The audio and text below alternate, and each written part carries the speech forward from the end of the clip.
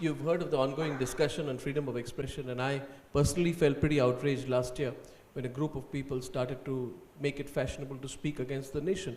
We saw the limits of the debate on freedom of expression last year. Sadhguru, my question to you is in the context of what is happening today. We've seen a little bit of that happen once again on the North Campus of Delhi University.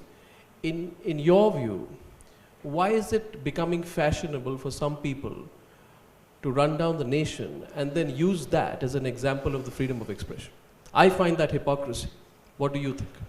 Everybody is very freely quoting the Constitution. It is the Constitution of India which gives you the freedom of speech. You must stress on the word India. It is the Constitution of India, it is not some divine constitution which has given you this freedom. It is the Constitution of India which has given you this freedom. The moment you question that, then you have questioned the fundamentals of the making of a nation. See, religions have their own constitution. The only problem with this constitution is it's not amendable. A nation has a constitution, but if all of us don't like it, we can amend it. It's not given by somebody, we made it, we agreed to it, it's an agreement. Our constitution is an agreement among us. So when the freedom of speech was given, they put 8 restrictions. The Indian constitution puts 8 restrictions on freedom of speech. One fundamental restriction is, it should not question the sovereignty of the nation. The moment you question it, you're questioning the existence of the nation. Where does the constitution give you freedom? It doesn't make sense. So, these things are coming from a certain background. I'm telling you, I went through this when I was 13, 14. By the time I was 15, I was ready to pick up the gun. Because they have fiery talks every day, you know. Very insightful, I mean, not insightful, very inciting kind of talks. So fired up that you want to do something. And when you're young, you always think, violence is the solution.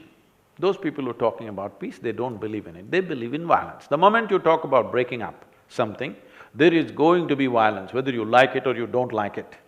If you don't have to go that back far in history, if you just go back to 1948, when the country was broken, because we didn't have the courage to fix it, we broke it, we're still bleeding. 500,000 people died, endless amount of suffering people went through, and still there are colonies both here in this country and that country which are still not sorted out. Yes?